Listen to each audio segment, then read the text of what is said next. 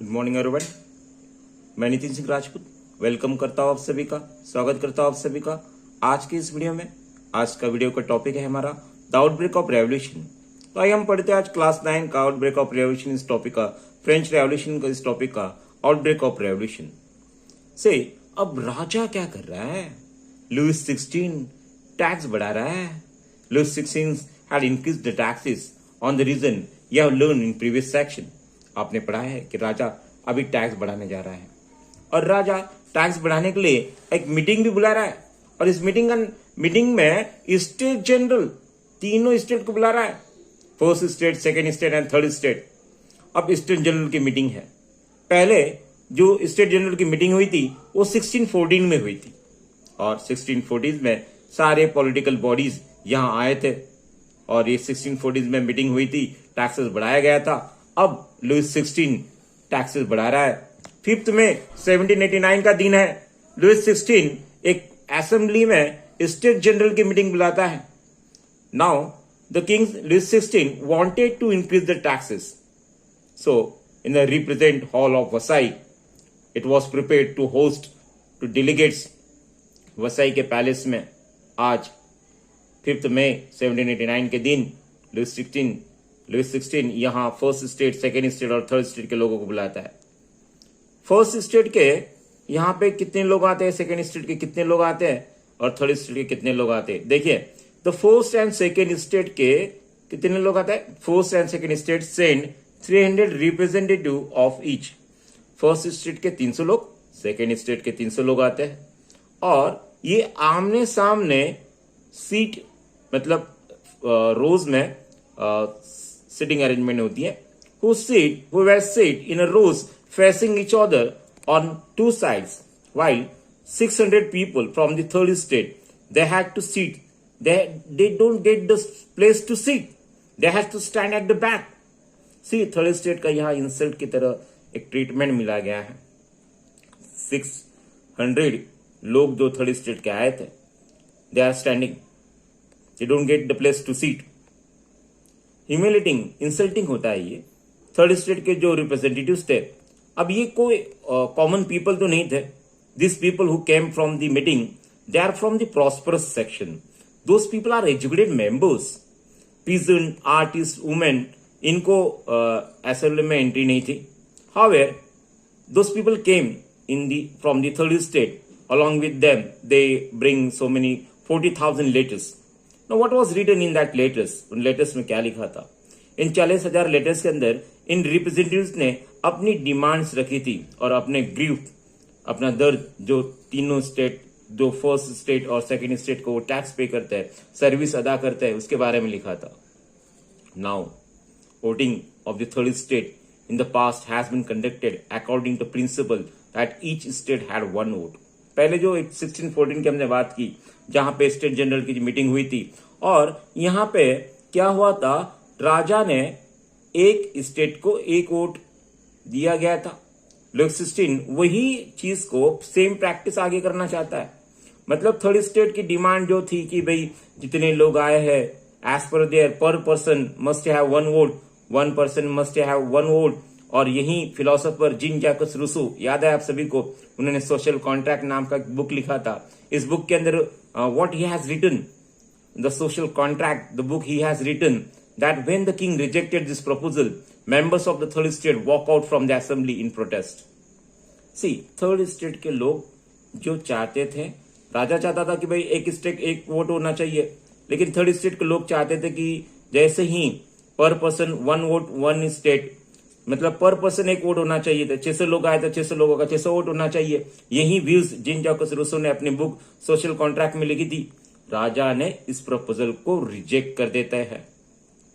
Third state के लोग गुस्सा हो जाते हैं and they walk out from this assembly, protest करते हुए वहां से वो उस वसाई के पैलेस में से बाहर निकल जाते हैं, वॉकआउट कर देते हैं गुस्से में आके। Now this people, those people walk out from the third state. अब क्या हो गया? आइए हम अगला पैराग्राफ पढ़ते हैं। The representative of the third state view themselves as the spokesman for the whole French nation. ये जो थर्ड स्टेट के लोग हैं, ये 20 जून को यहाँ इंडोर टेनिस कोर्ट में, वसाई के ग्राउंड में असेंबल होता है और वे लोग डिसाइड करते हैं कि we will make our national assembly, हम हमारा देश का नेशनल असेंबली बनाएंगे और शपथ लेते हैं कि जब तक हम देश का नेशनल असेंबली न बना दे तब तक हम एक दूसरे से जुदा नहीं होंगे। We will not dispose until we drafted the constitution of France.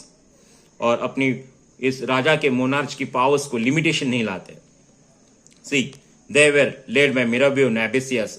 इन लोगों को मिराबियो एबेसियस ये इनको मोटिवेट करते हैं। नाउ मिराबियो ये नोबल फैमिली से है और वे फिडल प्रिविलेज को अपोज करते हैं और वो एक जनरल भी पब्लिश करते हैं। यहाँ पे पब्लिक स्पीचेस भी होती है वसाई के पैलेस में। So moving ahead the next topic that is एबेसियस क्या करते हैं। See here one picture is given to us. इस पिक्चर में भी बताया है कि figure the tennis court oath यहाँ पे ली गई है। इसमें देखो किस प्रकार यहाँ लोग इकट्ठा होते हैं, स्पीचेस होते हैं, मोटिवेशन होता है और यहाँ से एबेसियस एक पॉम्पलेट भी पब्लिश करते हैं। इन्फ्लुएंशियल पॉम्पलेट होता है what is third state, third state क्या होता है। नाउ सी नेशनल असेंबली एक तरह से बिजी है वसाई में कॉन्स्टिट्यूशन बनाने के लिए और रेस्ट ऑफ द फ्रांस में यहाँ पे थोड़ा turmoil. It is a kind of situation where people are in very confusion, baffled, people are baffled in a state of chaos. ठंडी के दिन थे, the harvest are bad, bread की कीमत बढ़ रही थी। बेकर्स इन सिचुएशन का फायदा उठाते हुए ब्रेड को होर्डेड सप्लाई कर रहे थे। सो while National Assembly that was busy in Versailles, they are drafting the constitution. Rest of the people of the France, they are in the state of confusion. And this year, once again, we have seen that frequently happen in France, that bad harvest took place and people have to eat bread. People are not getting the wheat. It is very expensive at that time. So bakers ने इस situation का फायदा उठाया। Bakers ने इन holded supplies को, bread को छुपा के रखा और काफी कतार में लाइन में खड़े रहने के बाद में वुमेन्स, इंसान जो है गुस्से में आके क्या ना करता। यहाँ पे वुमेन्स काफी गुस्से में आती हैं और बेकरी शॉप्स में वो काफी देर खड़े रहने के बाद में बेकरी शॉप पे अटैक कर देती हैं। और इसी चीज में देखो कि राजा, इस बीच एक रूमर फैलता है जो आपने सुना था कि राजा अपने ट्रूप्स को भेजता है पेरिस में 14 जुलाई। In the beginning of the first page we have seen that 14 जुलाई के दिन क्या हुआ था, बैस्टिल फोर्ट में अटैक किया गया था। This was the first incident we have seen best. और दिस मैप, ये मैप है एग्जाम पॉइंट ऑफ व्यू से, ये मैप है जहां पे पोर्ट्स की बात की गई है और एग्जाम में ये मैप जरूर आता है। PT1 एग्जाम आपका नजदीक आ रहा है, सो आई होप आप इस मैप को भी अच्छे से स्टडी करेंगे। इन द कंट्री साइड एक रूमर फैलता है गांव से गांव की ओर कि जो थर्ड फ्यूडल सिस्टम लेने वाले नोबल्स जो है, लॉर्ड्स जो है, वे अपने कुछ भाड़े के टट्टू, they have hired some brands of brigade and went for the way to destroy the ripen crop. अब थर्ड स्टेट के लोगों की जो रीपन क्रॉप है इसको डिस्ट्रॉय करने के लिए यहाँ लैंडलॉर्ड्स ने कुछ भाड़े के टट्टू लाए हैं और ये थर्ड स्टेट के लोगों के रीपन क्रॉप्स को क्या कर रहे हैं, डिस्ट्रॉयड कर रहे हैं। So people in frenzy fear, डर के मारे इंसान क्या ना करता। किसानों ने क्या किया, they wanted to attack on the nobles house. Nobles के घर के ऊपर अटैक करने के लिए जो एक किसान के पास में क्या होता है, होस, पिचफोक लेके वो चैटिक्स राजा के घर के ऊपर अटैक, नोबल्स के घर के ऊपर अटैक करते हैं। When peasants attack on the nobles house, they looted holded grain, छुपाया हुआ अनाज था उसको लूट लेते हैं और जो भी डॉक्यूमेंट्स वहां मिलते हैं उन सारे डॉक्यूमेंट्स को जला देते हैं। Then large number of nobles, डर के मारे नोबल्स भाग जाते हैं कंट्री से बाहर और वे माइग्रेट करते हैं नेबरिंग कंट्रीज के अंदर। सी नोबल्स की कैसे वाट लग गई, nobles run away from that time. काफी डर के मारे नोबल्स भाग गए, उनको लगा कि अब ये थर्ड स्टेट के लोग पीजेंट्स हमें नहीं छोड़ेंगे। सो अब रिवॉल्ट हो रहा है। लुइस 16 ने, अब लुइस 16 थर्ड स्टेट की जो पावर है उस पावर को समझ रहा है। he come to know recognition the National Assembly's power and at last he accepted the principles that powers should be more be checked by the constitution।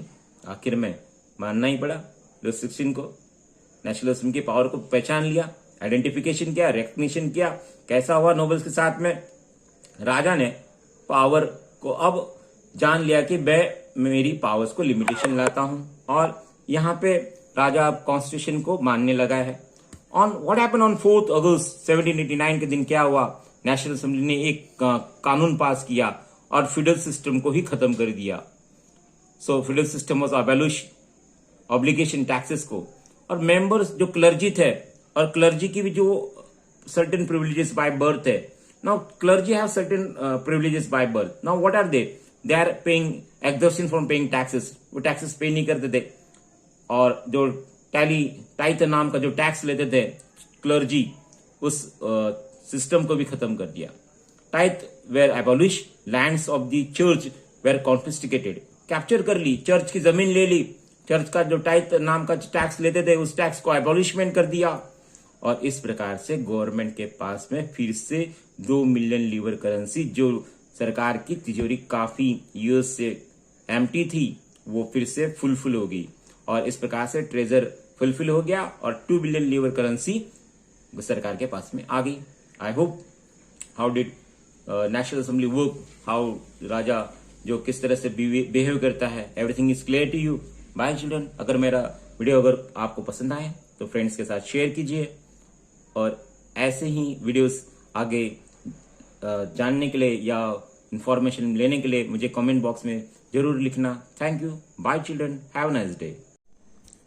Good morning everyone, my self Nitin Singh Rajput, the French revolution. इस lesson में स्वागत है आप सभी का। 2.1 पढ़ते हैं आज हम। France became constitutional monarchy, France एक कॉन्स्टिट्यूशनल मोनार्ची बनता है। The national assembly completed the draft of constitution in 1791। National assembly drafting constitution का काम 1791 में कंप्लीट करता है। The main object was to limit the powers of monarch. इसका main motto object क्या था, मोनार्च की पावर्स को लिमिटेशन लाना। Okay, this powers instead of being concentrated in the hands of one person were now separated and assigned to the different institutions, that is legislature, executive and judiciary. पहले राजा के पास में सारी powers थी, Louis 16 के पास में सारी powers थी। अब पावर को डिवाइड कर दिया गया है डिफरेंट इंस्टीट्यूशंस में, that is legislature, executive and judiciary. अब लेजिस्लेचर का काम क्या है, to make the laws, executive उस लॉ को इंप्लीमेंट करता है, and judiciary, the work of judiciary is that one who disobey the laws, punishment is given to them. So now different institutions है, पावर को यहां अलग अलग हिस्सों में बांट दिया गया है, legislature, executive and judiciary. This made France a constitutional monarchy. अब इसके वजह से फ्रांस एक कॉन्स्टिट्यूशनल मोनार्ची बन गया है। Now see one political system of how the political system was work, figure 07 में दिया है। Now you can C judiciary, executive, legislature, यहाँ पे जजेस है, और वो यहाँ पे एक्टिव सिटीजन्स वोट कर सकते हैं, passive citizens women and children है, और राजा के पावर्स को अब नेशनल असेंबली ने कंट्रोल कर दिया है। लेजिस्लेचर, एग्जीक्यूटिव एंड जुडिशरी ऐसे 3 पार्ट्स में बांट दिया गया है। Now moving ahead the next topic, इसी टॉपिक का नेक्स्ट पार्ट हम पढ़ते हैं। The Constitution of 1791 vested the power to make the laws in the National Assembly, which was indirectly elected. 1791 में लॉज बनाया नेशनल असेंबली ने कि अब इनडायरेक्टली इलेक्टेड हो गए कॉन्स्टिट्यूशन में से नेशनल असेंबली के सिटीजन्स, अब ग्रुप ऑफ इलेक्टर्स हो गए यहाँ पे, मतलब that is citizens voted for a group of electors. Citizens जो है फ्रांस के, वे यहाँ वोटिंग करेंगे। They had right to vote. Those people about the 25 years age who paid taxes equal at least 3 days of labor wage were given the status of active citizens. First of all writing vote किसको दिया गया है, जो इंसान 25 साल के ऊपर है और वो इंसान 3 दिन की मजदूरी पे कर सकता है, वही इंसान एक्टिव सिटीजन बना। सो उसी को ही राइट टू वोट दिया गया। Only man about 25 of age who paid the equal tax at least 3 days of labor's wage were given the status of active citizens. That is, they were entitled to vote. The remaining men and women were classed as passive citizens. To qualify as elector, as then the member of assembly, a man had to belong to the highest bracket of taxpayer. अब देखो यहाँ पे main और women ये passive citizen है. अगर इंसान 25 साल के ऊपर है, 3 दिन की मजदूरी पे कर पा रहा है, तो वो एक्टिव सिटीजन बन सकता है. वुमन को पैसिव सिटीजन बना दिया गया. अब इलेक्टर्स खुद को मेंबर नेशनल असेंबली का बना सकते हैं, लेकिन वो सबसे ज्यादा हाईएस्ट टैक्स पेयर होना चाहिए. सो फ्रांस 1791 में कॉन्स्टिट्यूशनल मोनार्च बना. इसके मेन पावर क्या था? मोनार्च की पावर्स को लिमिटेशन लाना. अब पावर जो है एक हाथ में नहीं रही और पावर को डिफरेंट इंस्टीट्यूशंस में बांट दिया गया. So we have seen that is the 3 judiciary, executive, legislature, इसमें पावर्स को बांट दिया गया. ये हमने देखा. उसके बाद में जो इंसान 25 साल के ऊपर है उसी इंसान को राइट टू वोट दिया गया और नेशनल असेंबली का मेंबर बनने के लिए उसे हाईएस्ट टैक्स पेयर होना चाहिए. जो इंसान 25 साल के ऊपर है और 3 दिन की मजदूरी पे कर पाता है वही इंसान टैक्स पे कर सकता है. So in this way we have seen this topic. Now moving ahead, the next topic that is we will see now, that is the constitution began with the declaration of rights of men, citizens of right. So constitution ने यहाँ कुछ अपने देश के citizens को कुछ rights भी दिए हैं. Rights such as right to life, freedom of speech, freedom of opinion, equality before law were established. That is the natural inalienable rights. ये राइट्स कोई नहीं निकाल सकता है. ऐसे राइट्स ये यहाँ पे दिए गए और ये ईच ह्यूमन बीइंग को दिए गए, बाय बर्थ दिए गए और no one can take away this laws, this rights. So it is the duty of the state that they should protect the citizens natural rights. अब ऐसे राइट्स दिए गए हैं. अब we have seen this topic. I hope declaration of rights ये topic आपको अच्छे से समझ में आएगा. अगर आपको ये वीडियो पसंद आया तो शेयर कीजिए अपने फ्रेंड के साथ. Bye children, have a nice day. Good morning everyone. मैं वेलकम करता हूँ नितिन सिंह राजपूत आप सभी को आज के इस लेसन में. तो आइए हम पढ़ते क्लास 9 का लेसन नंबर 1 हिस्ट्री का, द फ्रेंच रेवोल्यूशन. और आज हमारे टॉपिक का नाम है France abolish monarchy and France became a republic. So will start the topic. So the first paragraph, the situation of France constituted to be the tense during the following years. Although Louis XVI had signed a constitution, he entered in secret negotiation with the King of Prussia. Rulers of other neighboring countries too were worried about the development in France and made plans to send troops to put down the events that had been taking place there since summer 1789.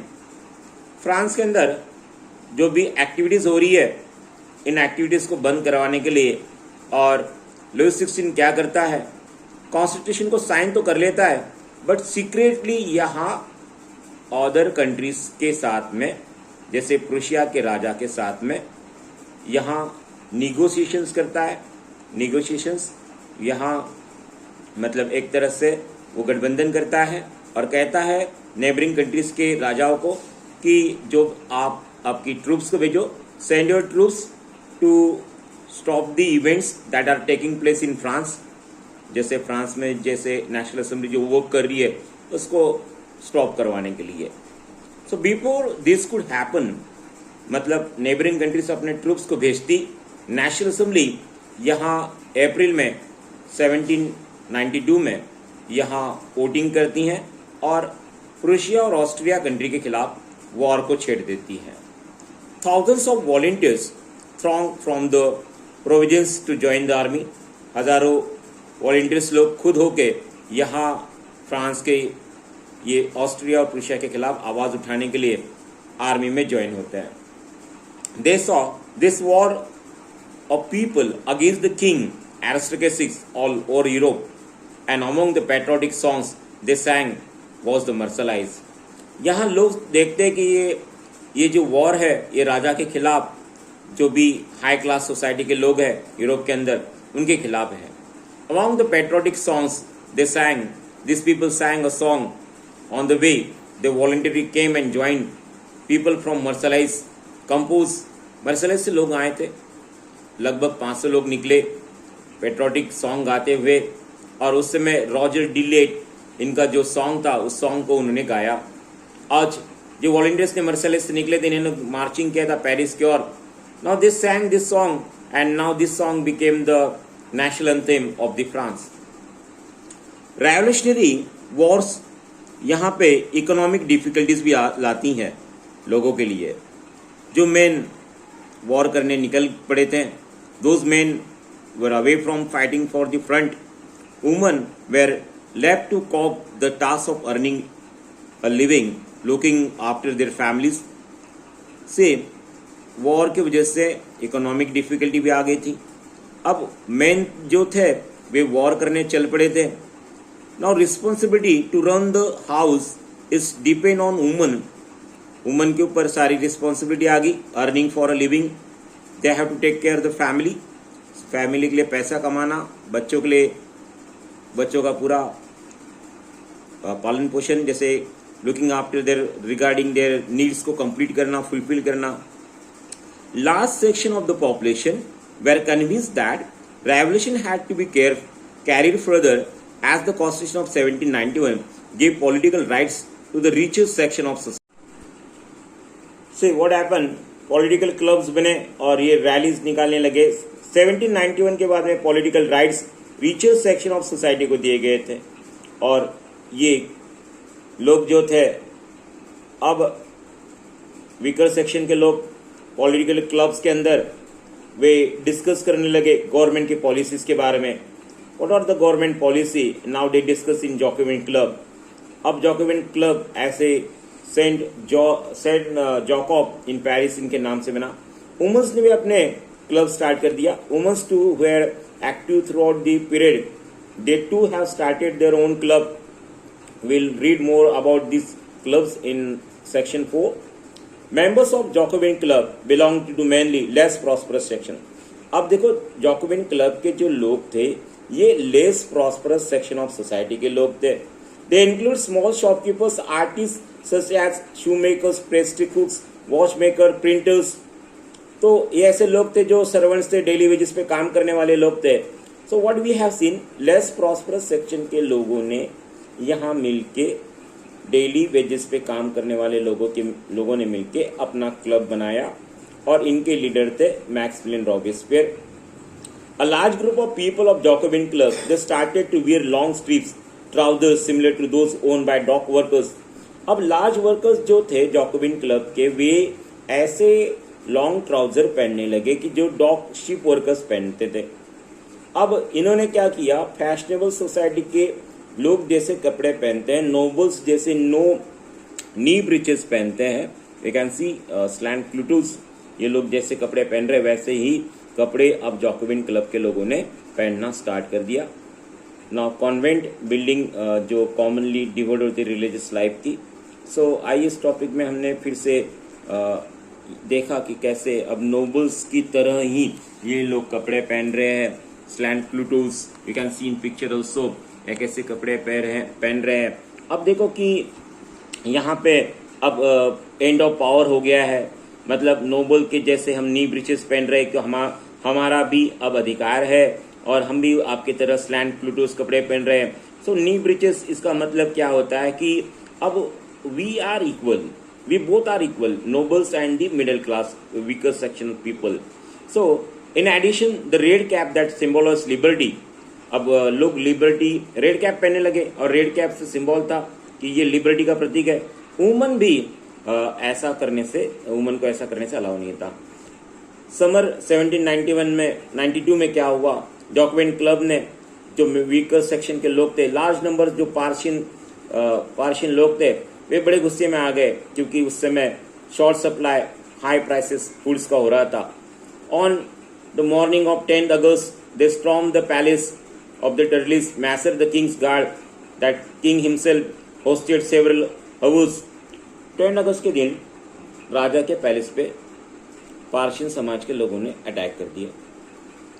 10 अगस्त के दिन राजा के guards को मार दिया गया। यहाँ पे राजा को नजर कैद में डाल दिया गया काफी घंटों तक। नेशनल असेंबली ने फिर यहाँ इम्प्रिजन कर दिया रॉयल फैमिली को। इलेक्शंस लिए गए और जो भी इंसान 21 ईयर्स के ऊपर का है without the regardless of wealth, अब वो ऐसा नहीं कि भाई आपको 3 दिन की मजदूरी पे करना है, तो इंसान 21 साल के ऊपर है, सभी को राइट तोड़ दिया गया। अब न्यूली इलेक्टेड असेंबली जो कन्वेक्शन कर दिया और 24 सितंबर को 1792 में यहाँ फ्रांस से मोनार्ची को ख़त्म कर दिया। Abolish of monarchy in 24 September 1792 and France was declared as a republic.